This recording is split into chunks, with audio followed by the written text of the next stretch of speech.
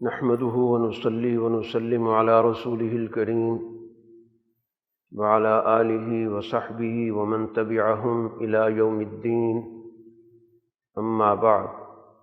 أعوذ بالله من الشيطان الرجيم. بسم الله الرحمن الرحيم. يا أيها الناس إنا خلقناكم من ذكر وأنثى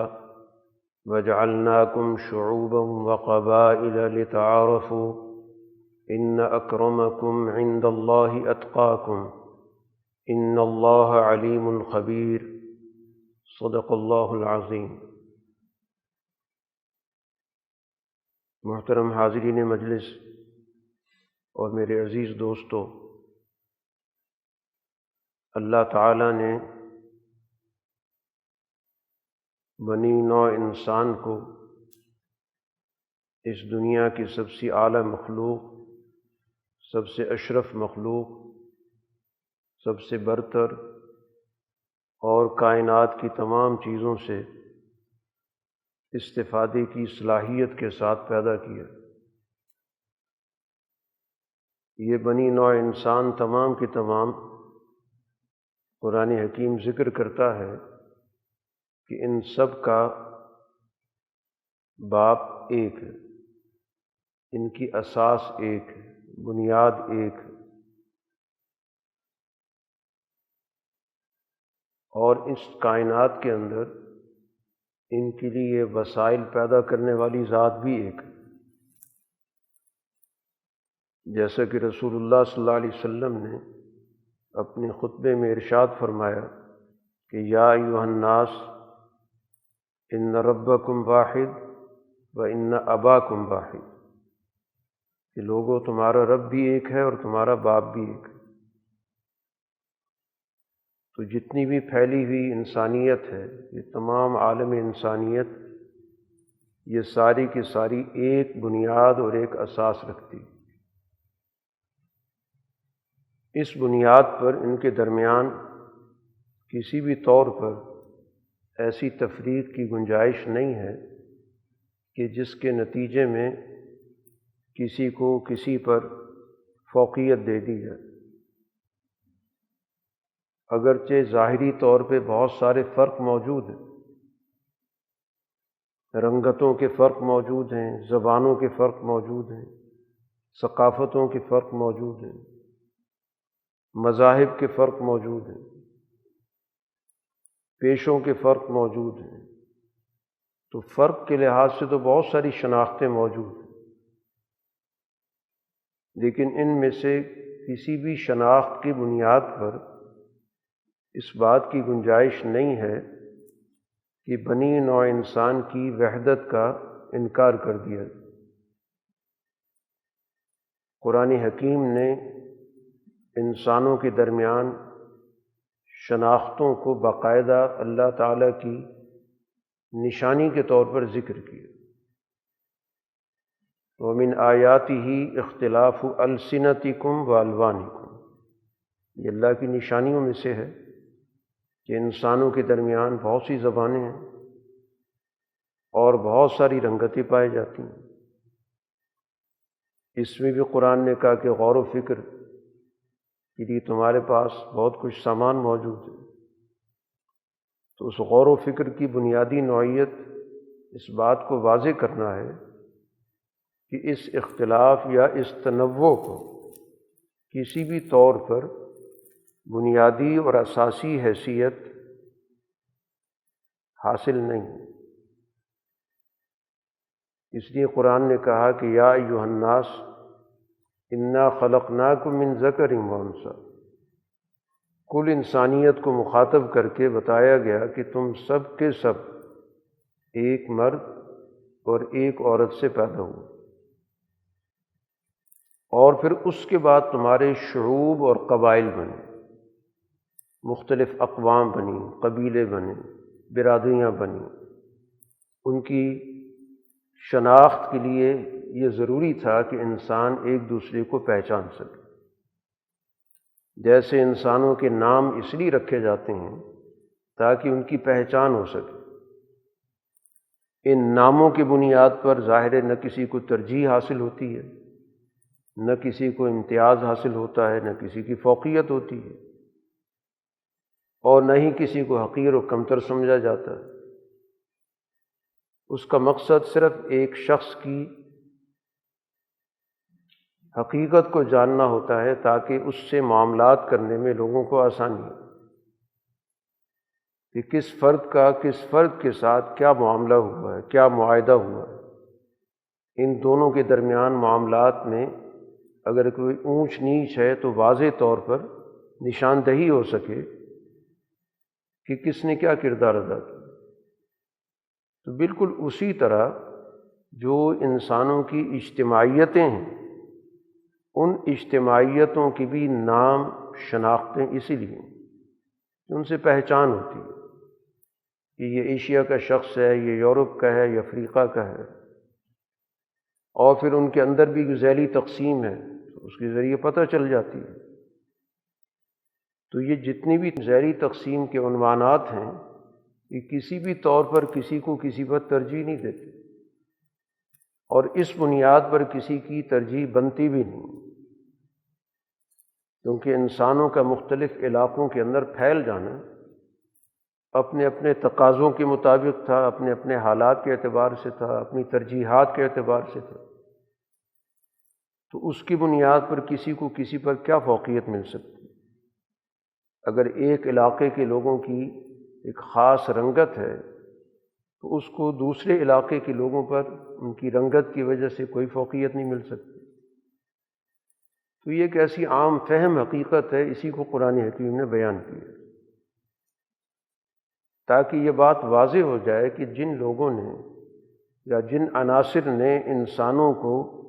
مختلف عنوانات سے تقسیم کر کے ان کو ایک دوسرے پر ترجیح دے کر ایک دوسرے پر مسلط کیا، پوری انسانیت کے اندر اگر جائزہ لیا جائے جو فساد پھیلا ہے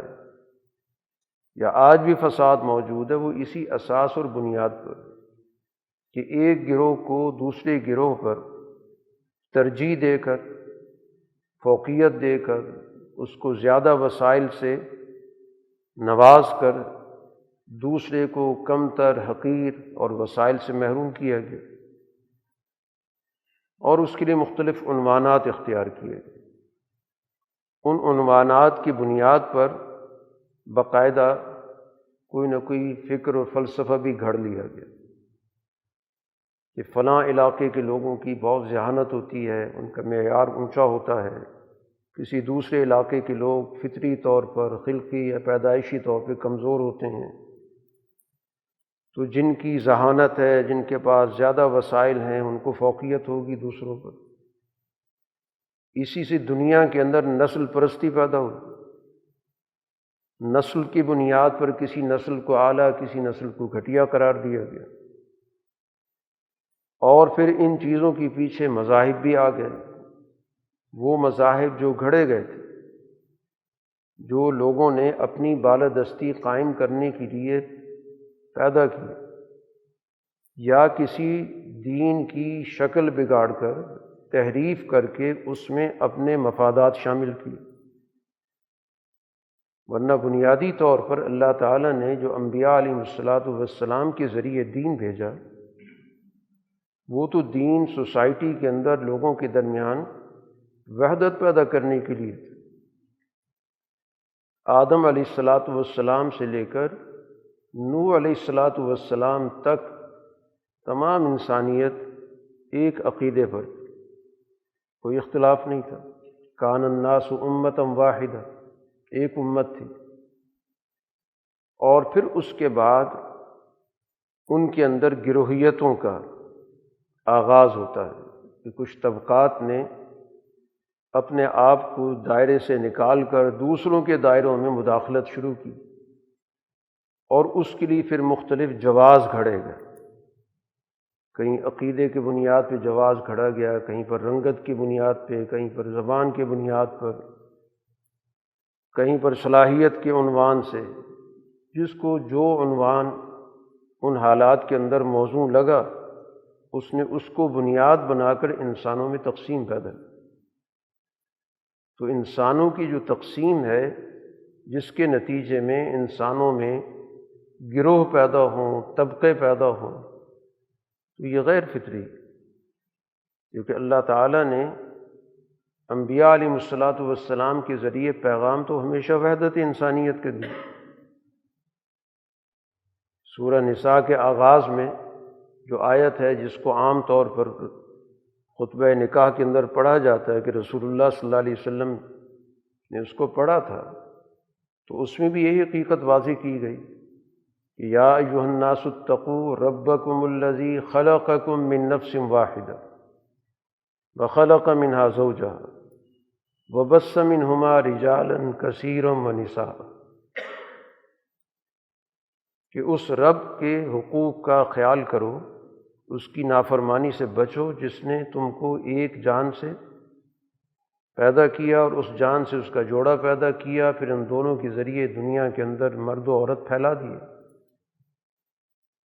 اور پھر اللہ تعالیٰ نے دو چیزوں کی یہاں پر اہمیت بیان کی کہ واتقوا اللہ الذی تساءلون بہ والارحام، کہ ایک طرف تو اللہ کے حقوق کا خیال رکھو،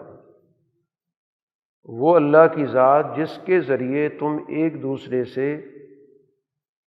تقاضا کرتے ہو، اس کا نام لے کر کہ اللہ کے نام پہ میرا یہ کام کر دو، میری ذمہ داری پوری کر دو، مجھ سے تعاون کرو۔ اور دوسری بات قرآن نے کہا الارحام، کہ انسانوں کے درمیان رشتے ہیں۔ تمام انسان جب ایک ماں باپ کی اولاد ہیں تو اس کا مطلب یہ ہوا کہ کل انسانیت رشتوں میں جڑی ہوئی ہے۔ رشتے صرف وہی نہیں ہوتے جو براہ راست ہمارے علم میں ہیں، جن سے ہم واقف ہیں، وہ قریبی رشتے ہیں، یقیناً ان کے حقوق بھی زیادہ ہیں، لیکن تمام انسان رشتوں میں جڑے ہوئے ہیں، ایک دوسرے سے ان معنوں میں مختلف نہیں ہیں کہ ایشیا کے انسانوں کا ماں باپ کوئی اور ہے، یا افریقہ کے ماں باپ کوئی اور ہے، یا یورپ کا ماں باپ کوئی اور ہے۔ تو اس لیے قرآن نے رحم کا ذکر کیا، اور اسی سے صلہ رحمی کا لفظ استعمال ہوتا ہے۔ تو یہ صلہ رحمی کا دائرہ یہ قریبی رشتہ داروں سے ہوتا ہوا یہ کل انسانیت تک پہنچتا ہے،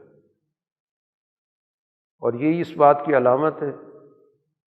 کہ انسانوں کے درمیان جو بنیاد ہے وہ کسی بھی صورت میں تفریق کی نہیں ہے، تقسیم کی نہیں ہے، بلکہ ان کے درمیان وحدت ہے۔ باقی چیزیں صرف اور صرف ایک نظام کو چلانے کی ضرورت کے طور پر، ایک علاقے کے رہنے والے دوسرے علاقے کے لوگ رہنے والے ہیں، اور ان شناختوں کا جس حد تک کردار بنتا ہے اس کو بھی دین نے تسلیم کی، ان کا وہ انکار نہیں کرتا۔ جیسے ابھی ذکر ہوا کہ خود قرآن نے زبانوں کو اور رنگتوں کو اللہ کی نشانیوں میں سے ذکر کیا، تو ایسی کوئی کوشش کی جس ساری دنیا کے انسانوں کی ایک زبان ہونی چاہیے، وہ بھی غیر فطری بات ہے، کہ جیسے ہم سب کا ایک رنگ نہیں ہو سکتا کہ وہ قدرتی چیز ہے، تو اسی طرح زبان کو ایک بنانے کی کوشش کرنا بھی غلط ہے۔ اسی طرح کسی ایک علاقے کے اندر لوگوں کی جو بھی شناخت ہے جس بنیاد پر ہے اس کو مٹانا مقصد نہیں ہے، بات ہے کہ اس شناخت کی بنیاد پر امتیاز پیدا کر دینا، کسی بھی طور پر احساس کمتری یا احساس برتری پیدا کرنا، تو لازمی طور پر اس سے انسانوں میں تفریق پیدا ہوتی ہے، اور تفریق انسانیت کی کوئی بھی شکل کسی بھی عنوان سے وہ بنیادی فطرت کے اصول کے خلاف ہے، اور اسی بنیاد پر دین اسلام کے بھی خلاف ہے، کیونکہ دین اسلام اول انسان سے اس کا آغاز ہوا ہے۔ آدم علیہ الصلاۃ والسلام پہلے پیغمبر ہیں جو اللہ نے دین اسلام پر جن کی بعثت کی، اور ہر نبی دین اسلام پر ہی آیا۔ بعد کے لوگوں نے اس کے اندر اپنی شاخیں پیدا کی، تحریف کر کے، اپنے مفادات کے مختلف عنوانات دے کے، کسی مقدس نام کو آگے کر کے تاکہ اس کی آڑ میں اپنے مفادات پورے کریں۔ لیکن بنیادی طور پر کسی بھی نبی کی دعوت اپنی شخصیت کے ساتھ جوڑنے کی نہیں۔ خود قرآن حکیم کے اندر ذکر موجود کہ اللہ تعالیٰ نے جس انسان کو بھی اس دنیا کے اندر ذمہ داری دی، نبوت عطا کی، اس کے لیے یہ شایان شان رہا ہی نہیں کہ وہ لوگوں کو یہ کہے کہ کونوا عبادا لی من دون اللہ، کہ تم میرے بندے بن جاؤ۔ کسی بھی نبی نے آ کر اپنی بندگی کی دعوت نہیں دی۔ اللہ تعالیٰ کہتا ہے یہ ان کے شایان شان ہی نہیں کہ کوئی اتنے اعلیٰ منصب پہ فائز ہو گیا جس کا براہ راست اللہ سے ایک تعلق ہے، اللہ سے اس کو پیغام آتا ہے، اس کے لیے بھی اس بات کی گنجائش نہیں کہ وہ لوگوں کو اپنا بندہ بنائے، اپنا غلام بنائے۔ اس کا پیغام بھی یہ تھا کونوا ربانیین، رب والے بنو۔ اس کا کام صرف اور صرف لوگوں کو رب سے جوڑنا ہے، کہ دنیا کے اندر جو خود ساختہ رب بن جاتے ہیں، ارباب بن جاتے ہیں، ان کے خلاف ہر نبی کی دعوت ہوتی ہے۔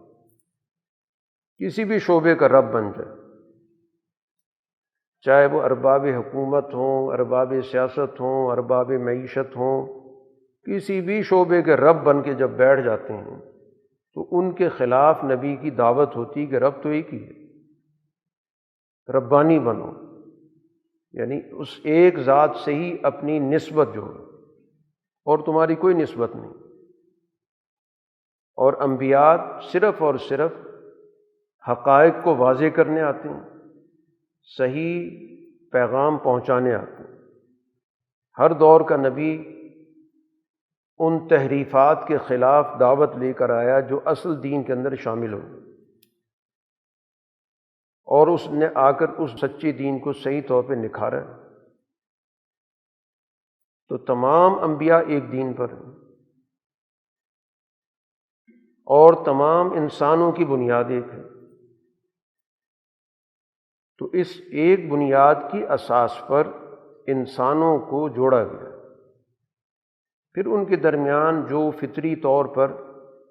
ایک تقسیم موجود ہے تو اس تقسیم کی جتنی ضرورت پڑی اس کو تسلیم بھی کیا گیا، کہ زبان کی بنیاد پہ ایک شناخت ہے، ثقافت کی بنیاد پر ہے، مختلف قومیں بن جاتی ہیں، کیونکہ انہی اساس سے ہی آگے بڑھا جاتا ہے۔ سب سے پہلی اساس خاندان کی بنتی ہے، تو اسی خاندان نے پھیل کر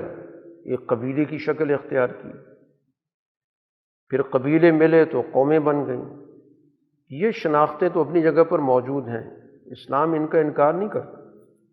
بلکہ ان کے باقاعدہ حقوق متعین کرتا ہے، اس طور پر کہ کسی کو بھی کسی طور پر بالادستی حاصل نہیں ہونی چاہیے، ان کے درمیان ایک وحدت، ایک مساوات کی نوعیت ہونی چاہیے۔ اور اس کا رسول اللہ صلی اللہ علیہ وسلم نے بھی اپنی زندگی کے اندر خیال رکھا۔ اسی طرح بعد کے ادوار کے اندر بھی ان چیزوں کا خیال رکھا گیا۔ اس لیے جس علاقے کے اندر جو لوگ موجود ہوتے ہیں تو اس علاقے پر سب سے پہلا حق ان کا تسلیم کیا کہ وہ سب سے پہلے اس جگہ کی نوعیت، اس جگہ کا تصرف، اس جگہ کی ملکیت وہ ان کی ہوگی، اس جگہ کے وسائل ان کے ہوں گے، اور پھر اس کے بعد اگر زائد وسائل ہیں تو دیگر قوموں کو بھی ان سے فائدہ اٹھانے کا حق دیا گیا۔ ایسا نہیں کیا گیا کہ کوئی بھی قوم دوسری جگہ کے وسائل پہ جا کے اس بنیاد پہ قبضہ کر لے کہ اس کے پاس طاقت ہے اور ساری دنیا کا وہ مالک ہے۔ اس کی اجازت اس بنیاد پہ دی نہیں گئی۔ سب سے پہلے حق اس جگہ کا تسلیم کیا گیا۔ رسول اللہ صلی اللہ علیہ وسلم جب مختلف عاملین کو بھیجا کرتے تھے ذمہ داریاں دے کر، جو اس علاقے کی ذمہ داری سنبھالتے تھے سیاسی، انتظامی طور پر، عدالتی طور پر، تو ان کو جو ہدایات دی جاتی تھیں ان میں سے ایک ہدایت یہ بھی ہوتی کہ وہاں کا جو تم نے معاشی نظم و نسق بنانا ہے تو وہاں کے لوگوں سے وسائل لے کر وہیں کے لوگوں پہ خرچ کرنا۔ تُؤْخَذُ مِنْ أَغْنِيَائِهِمْ وَتُرَدُّ إِلَىٰ فُقَرَائِهِمْ، کہ جس کو یمن بھیجا جا رہا ہے اس کو یہ بات بتائی جا رہی ہے کہ تم نے یمن کے اندر جن جن لوگوں کے پاس زائد وسائل ہیں ان سے تم نے وصولی کرنی ہے، زکوٰۃ لینی ہے، اور پھر وہیں کے ضرورت مندوں پہ خرچ بھی کرنی ہے۔ یہ تعلیم نہیں دی گئی کہ وہاں کے وسائل کو جمع کر کے مدینہ لے آنا۔ اسی وجہ سے ہر جگہ کے علاقے نے ترقی کی۔ کسی بھی طور پر مدینہ باہر کے مال کا مرکز نہیں بنا،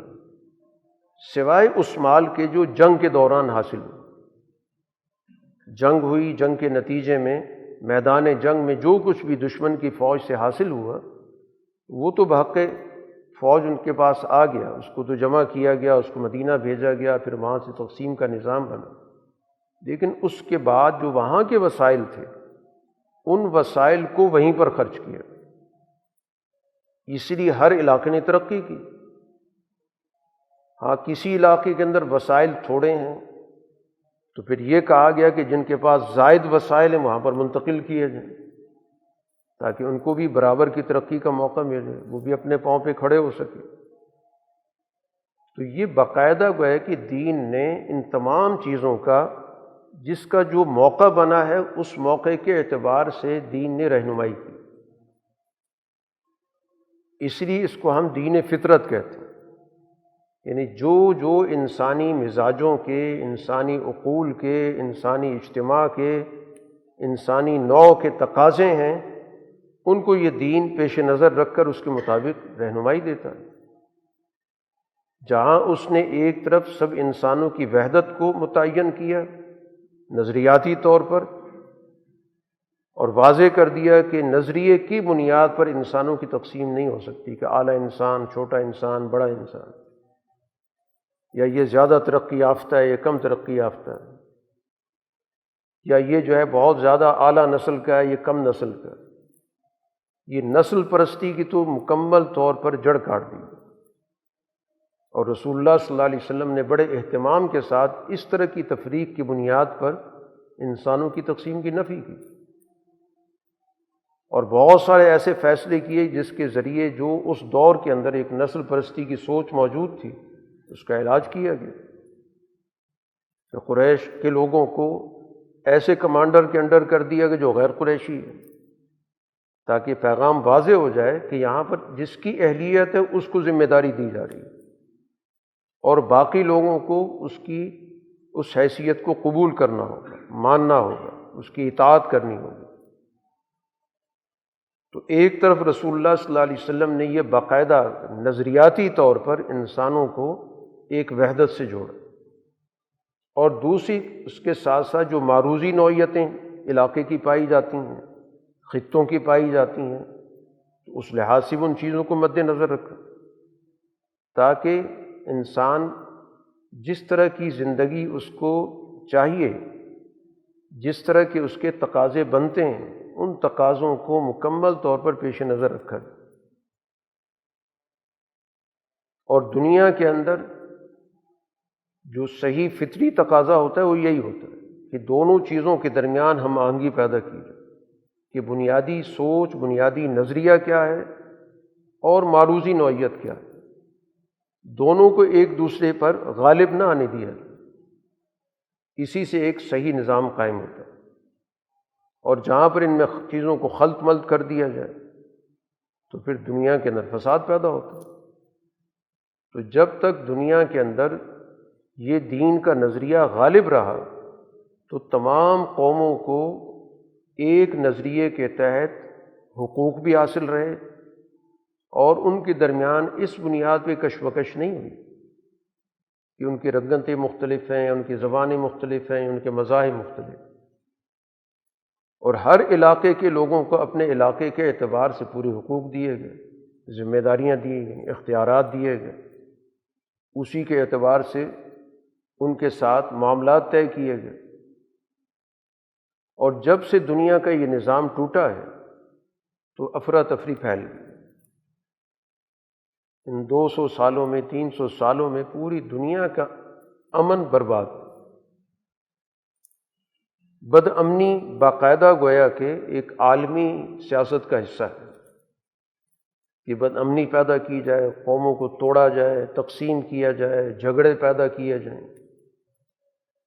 تو تقسیم انسانیت یہ ان بڑی طاقتوں کا ایک مستقل ایجنڈا ہے۔ یعنی پہلے انہوں نے سارے علاقوں کو نوآبادیات بنایا، پہ قبضہ کیا، ان کے وسائل ختم کیے، وہاں کی قوموں کو اپاہج بنایا، اور پھر جب ان کی جدوجہد کے نتیجے میں ان کو اپنی اس پالیسی سے پیچھے ہٹنا پڑا، تو پھر دوسرا ظلم یہ کیا کہ تقسیم کا ایک عمل شروع کیا، وحدتیں توڑیں۔ جو بھی کوئی ان کو سچا جھوٹا بہانہ ملا اس کو بنیاد بنا کر انسانوں کو تقسیم کیا، اور یہ عمل آج تک چل رہا۔ جس ملک کا بھی جغرافیہ تھوڑا سا انہیں بڑا نظر آتا ہے تو اس کو توڑنا شروع کر دیتے۔ ایسے ایسے ملک بنا رکھے ہیں کہ جو سوائے کسی بڑی طاقت کے اڈے کے طور پر کام کرنے کی ان کی اپنی حقیقت ہی کچھ نہیں۔ آپ کے پڑوس کے اندر یہ چھوٹی چھوٹی ریاستیں بنی ہوئی ہیں، تو ان چھوٹی ریاستوں کی بنیاد کیا ہے؟ ان سب کی ایک زبان ہے، بلکہ ایک قبیلے کے لوگ ہیں، ان کا مذہب بھی ایک ہے، اس کے باوجود 5-6 چھوٹی چھوٹی ریاستیں۔ ان کا مقصد سوائے اس کے کچھ بھی نہیں ہے کہ ان کے ذریعے بڑی طاقتیں اپنی مداخلت کے راستے کھولتی ہیں۔ وہ صرف اور صرف ان کے عسکری مراکز۔ تو تقسیم کے عمل کے ذریعے گویا کہ دنیا کے اندر اپنے عالمی مقاصد کو پورا کیا۔ جہاں پر بھی کسی ملک کا جغرافیہ انہیں اپنے عزائم کے لیے رکاوٹ نظر آیا، اس کا جغرافیہ انہیں اپنی سائز کے مطابق کر لی۔ انڈونیشیا ایک بڑا ملک تھا، اس میں سے ایک انہوں نے علیحدہ ملک نکال کے علیحدہ کر دیا، اور وہاں پر مذہب کو بنیاد بنا کر کہ جی عیسائی ہیں یا اقلیت میں ہیں، ان کا ایک علیحدہ ملک بننا چاہیے۔ تو یہ مذہب کی بنیاد پر ملکوں کی تقسیم، جہاں پر وہ حالات نظر آئے تو وہاں پر اس کے مطابق تقسیم کر دی۔ اسی بنیاد پر سوڈان میں سے ایک ملک نکال دیا۔ ایک عمل مسلسل چل رہا۔ ابھی حالیہ اس کے صومالیہ کے اندر سے ایک اور ملک نکال دیا، ذرا یمن کے اندر کوششیں ہو رہی ہیں۔ تو یہ عمل گویا کہ اس جدید نوآبادیات کا جو عنوان دیا جاتا ہے، اس میں معاشروں کو، ملکوں کو، نسلوں کو تقسیم در تقسیم۔ جہاں مذہب کا عنوان ملتا ہے مذہب کے نام سے آ جاتے ہیں، جہاں پر کوئی زبان کا عنوان ملتا ہے تو اس کو عمل میں لے آتے ہیں، جہاں پر مفادات آ جاتے ہیں، کوئی چیز نہیں بنتی معروضی طور پر، اس کو تقسیم کر دیتے ہیں۔ اب یہ جو عالم عرب کے اندر یہ ملک بنے ہوئے ہیں، ان کی کیا اساس ہے؟ یعنی کسی جگہ تو آپ نے کہا نا کہ زبان مختلف ہے، ایک دوسرے کی بات نہیں سمجھ پاتے، کلچر کا اختلاف ہے، لیکن ان سب کی تو زبان بھی ایک ہے، اور ان میں سے اکثریت کا دین بھی ایک ہے۔ ایسے ایسے مذہب کا خیز قسم کے نظام بنا رکھے ہیں۔ آپ لبنان کے نظام پہ غور کریں کہ جس میں باقاعدہ انہوں نے مذہبی بنیادوں پہ ایک تقسیم آئین کے اندر ڈال دی کہ ملک کا صدر ہمیشہ مسیحی عیسائی ہوگا، ملک کا جو وزیر اعظم ہوگا وہ سنی، پارلیمنٹ کا جو اسپیکر ہوگا وہ شیعہ ہوگا۔ یعنی یہ تقسیم ان لوگوں نے کی جو اپنے ملک کے اندر مذہب سے بیزار ہو گئے، اپنے نظام لا مذہبی بنیادوں پر بنائے، سیکولر بنیادوں پر بنائے، جو کہتے ہیں مذہب کی اس دنیا کے اندر اب کوئی وقت نہیں ہے، اس کا کوئی مستقبل نہیں ہے۔ ہیومنزم کی بات کرتے ہیں کہ یہ انسانیت کی بات ہونی چاہیے، لیکن عمل ہمیشہ خلاف انسانیت، دشمن انسانیت۔ انسانوں کو تقسیم کرو، جو عنوان بھی ملتا اس کو استعمال کرو۔ تو وہ چیز جو انسانوں کے درمیان پہچان کی تھی، تنوع کی تھی، جس کے ذریعے تعارف تھا، انہی چیزوں کو انہوں نے جھگڑے کا، اختلاف کا، افتراق اور نفاق کا ذریعہ بنا، جس کی وجہ سے پوری دنیا کے اندر آپ کو بد امنی نظر آئی۔ سارے کے سارے ملک گویا کہ اپنے پڑوسیوں سے الجھے ہوئے نظر آئیں گے۔ شاید کہ آپ کے پاس کوئی ایسا ملک ہو جس کے بارے میں یہ کہا جائے کہ اس کی ساری سرحدیں پرامن، تنازعات، جھگڑے پیدا کیے جاتے، ان کو ہوا دی جاتی ہے، اور باقاعدہ عالمی ادارے اس ایجنڈے پہ کام کرتے ہیں، کبھی ایک کی سرپرستی، کبھی دوسری کی سرپرستی۔ تو یہ آج کا منظر ہے جو دنیا کے اندر ہمیں نظر آ رہا ہے، اور یہ اس دور میں نظر آ رہا ہے کہ جس دور کے اندر ہمیں یہ بتایا گیا تھا کہ دنیا کے اندر جو تقسیم ہے وہ مذہبوں کی وجہ سے ہوتی رہی ہے، لڑائیاں مذہبوں کی وجہ سے ہوتی رہی ہیں، لہٰذا ہم لا مذہب ہو کر انسانیت کی بنیاد پر نظام بنانا چاہتے ہیں، اور وہ انسانیت کے نام پر بنائے گئے سارے کے سارے نظام تقسیم انسانیت کے، انسانوں کو بانٹنے کے، بڑی ہی غیر فطری قسم کی سرحدوں کی تقسیم آپ کو نظر آئے گی۔ آپ کسی بھی وقت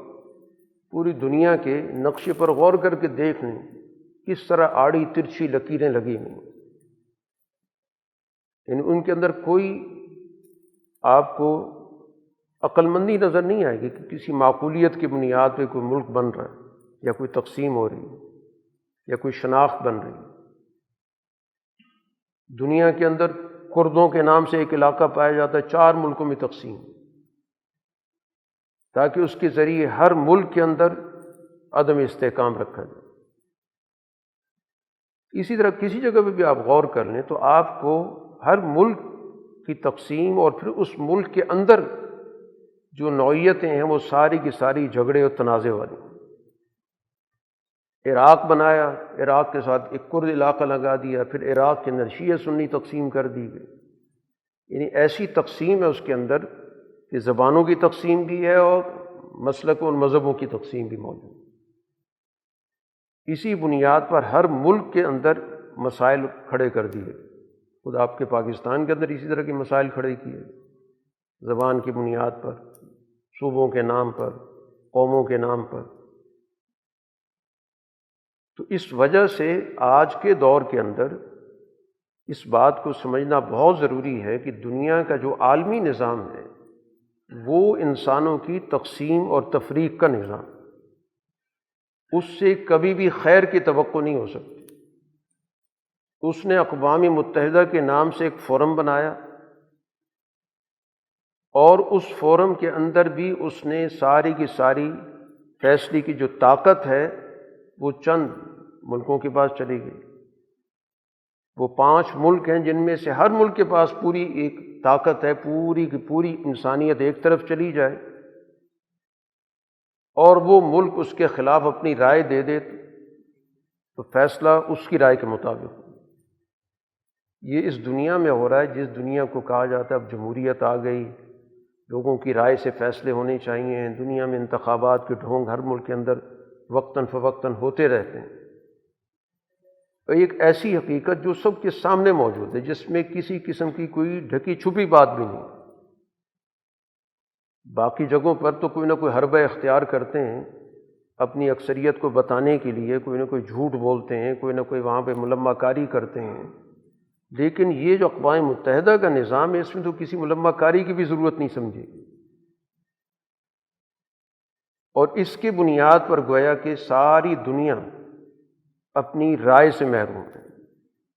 وہ جو مرضی رائے دیتی رہے، اس کی دنیا کی تشکیل میں کوئی کردار نہیں۔ تو جب عالمی سطح پر یہ نظام موجود ہے تو اسی کی ہی ذیلی نظام ہے جو ملکوں کے اندر چل رہے ہیں، ہر ملک اس نظام کے ماتحت زندگی بسر کرتا ہے، اسی عالمی معیشت کے تحت اس کا نظام ہے، عالمی سیاست کے تحت اس کا نظام ہے، عالمی اخلاقیات وہیں سے طے ہوتی ہیں، وہ فیصلہ کرتے ہیں کیا جائز ہے کیا ناجائز ہے، وہ چیز جو ہمیشہ مسلمہ اخلاق میں شامل ہوتی ہے وہاں سے طے کر دیا جاتا ہے اب اخلاقیات بدل گئی ہے، اور اس کو پورا کا پورا ایک جواز گھڑ دیا جاتا ہے۔ جیسے مثال کے طور پہ آپ کے سامنے ہم جنس پرستی کا معاملہ ہے جو ہمیشہ سے اقوام کے درمیان طے شدہ تھا، اس کی حرمت، اس کے بارے میں کراہت، نفرت وغیرہ وغیرہ، لیکن اس کو دنیا کے اندر باقاعدہ جسٹیفائی کر دیا گیا انسانی حقوق کے نام پر۔ تو انسانی حق کی ایک ایسی تشریح ہے جس کو جیسے چاہے استعمال کیا جائے، جس کے خلاف جس طرح چاہے استعمال کیا جائے۔ تو یہ جو دور ہے یہ فکری طور پر گویا کہ دجل کا، فریب کا دور ہے، نظریات کو خلط ملط کرنے کا دور ہے۔ تو اس وجہ سے آج سب سے بڑی ضرورت اپنے ذہنوں کو صحیح خطوط پر استوار کرنے کی۔ عمل تو اس کے نتیجے میں ہوتا ہے۔ جب ذہنوں کے اندر انتشار پیدا کر دیا جائے، حق اور ناحق کا امتیاز ختم کر دیا جائے، سچ اور جھوٹ کو آپس میں ملا دیا جائے، وہ بات جو مسلمہ فطری تقاضے ان کو غیر فطری بنا دیا جائے، غیر فطری چیزوں کو فطرت قرار دے دیا جائے، جہالت کو علم کا نام دے دیا جائے، تو ایسی صورت میں سب سے بڑی ضرورت اس بات کی ہے کہ ہم اپنے ذہنوں کو صحیح خطوط پر استوار کرنے کے لیے ایک صحیح فکر کو تلاش کریں، اپنے نظریے کو درست کریں، حقائق کا مطالعہ کریں، جو انسانوں کی اللہ تعالیٰ نے فطرت رکھی ہے اس کا جائزہ ہے۔ تاریخی تناظر میں دیکھیں کہ دنیا کے اندر مسلمہ اصول کیا رہے ہیں، مسلمہ اخلاقیات کیا رہی ہیں، جس کی بنیاد پر انسانوں نے دنیا کے اندر ترقی کی، دنیا کے اندر عالمی نظام بنے، عقل کی بنیاد پر بنے، عدل کی بنیاد پر بنے، اور خاص طور پر مسلمانوں کو تو ایک شاندار ورثہ موجود ہے۔ وہ ورثہ اسی بنیاد پر اس نے دنیا کو بہت کچھ دیا۔ آج دنیا کے اندر جتنی بھی آپ کو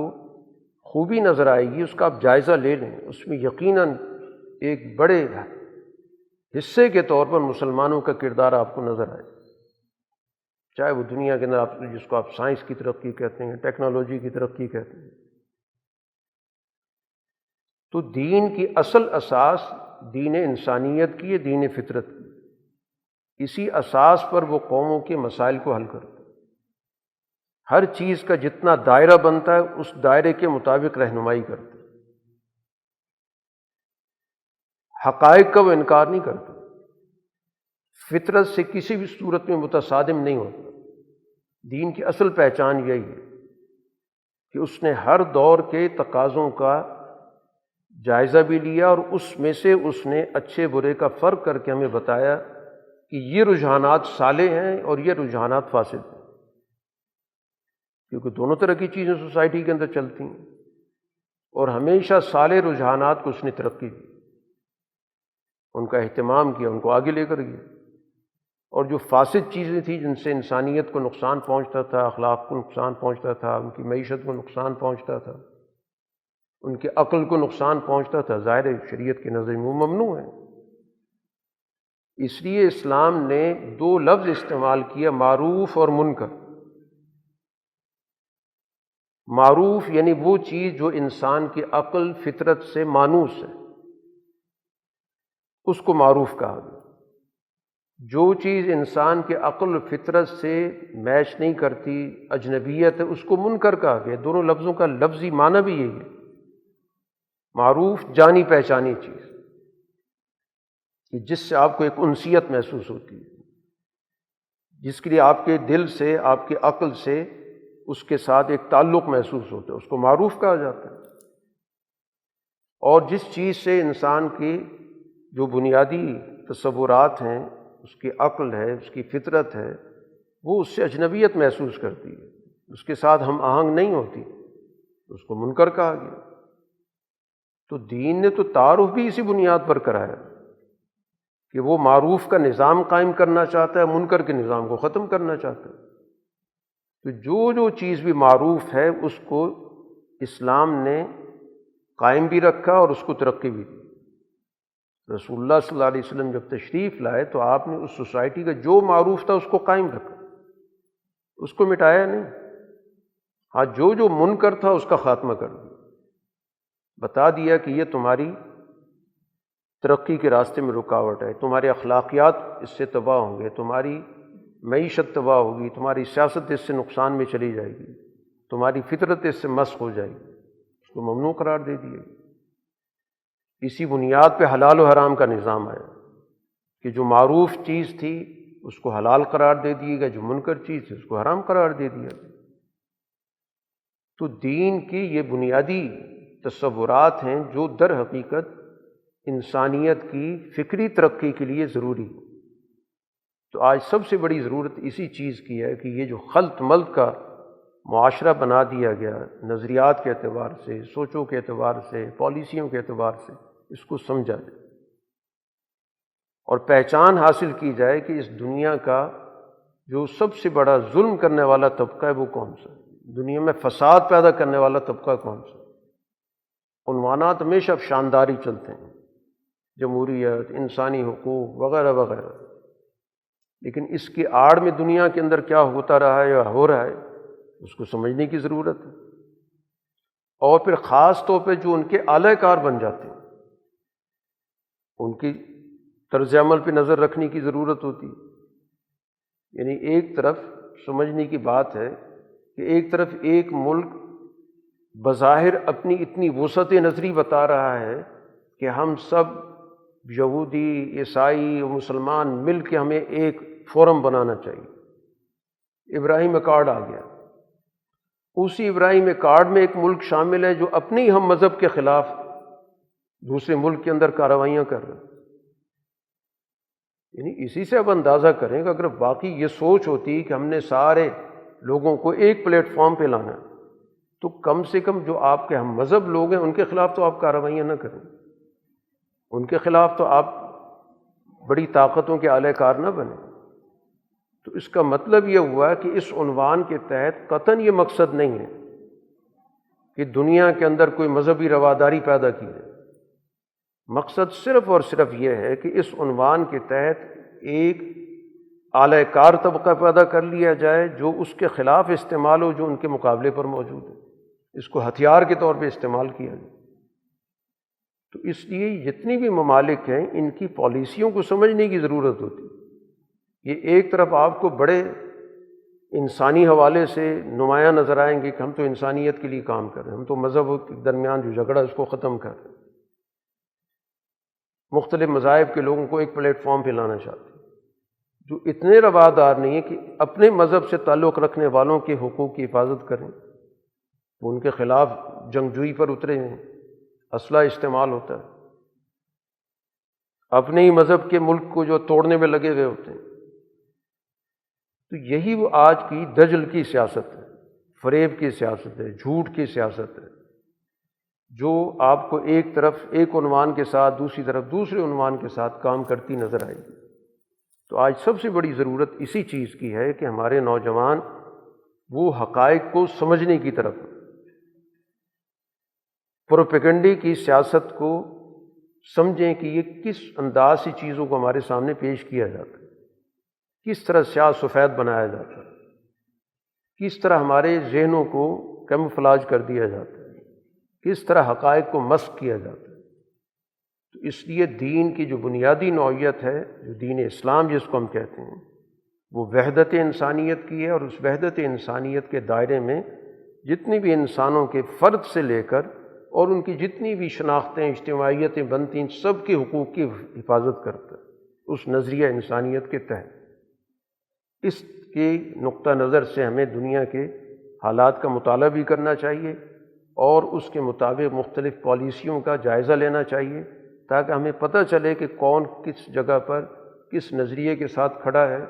اس کی کیا پالیسی ہے، کس کا اعلی کار ہے اور اس کے مقابلے پر کیا طاقت کام کر رہی ہے۔ تو پھر جا کر ہمیں حق اور باطل کا فرق سمجھنا ہے، اسی صورت میں ہم صحیح رائے بھی بنا سکیں گے۔ تو آج سب سے بڑی ضرورت ہے صحیح رائے بنانے کی، صحیح سوچ اختیار کرنے کی، کیونکہ عمل ہمیشہ رائے کے تابع ہوتا ہے۔ متذبذب رائے کے ساتھ کبھی بھی آپ صحیح عمل نہیں اختیار کر سکتے، یا کبھی رائے دائیں کی کبھی بائیں کی تو کیا عمل ہوگا، کیا نتیجہ نکلے گا۔ اس وجہ سے سب سے بڑی ضرورت اسی چیز کی ہے کہ مختلف موضوعات پر ہمیں اپنی رائے کو درست کرنا، ہر شعبے کے اعتبار سے، داخلی امور کے اعتبار سے، بین الاقوامی امور کے اعتبار سے، اور پھر اس کی جتنی بھی زندگی کی شعبے ہیں ہر شعبے کے حوالے سے درست رائے کا انتخاب کرنا، درست تجزیہ کرنا، صحیح فکر نظریے تک پہنچنا، ایک صحیح نظریے کا صحیح اطلاق کرنا، اس کا دائرہ کار سمجھنا، یہ آج سب سے بڑی ذمہ داری ہے کہ جس پر ہمیں توجہ دینی ہے، اور اسی کے مطابق ہمیں اپنے حلقے قائم کرنے ہیں۔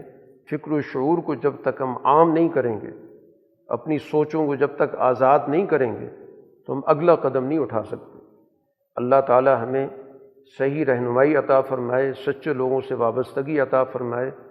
صحیح لوگوں کی شعور سے استفادے کی توفیق عطا فرمائے۔ وآخر دعوانا ان الحمد للہ رب العالمین۔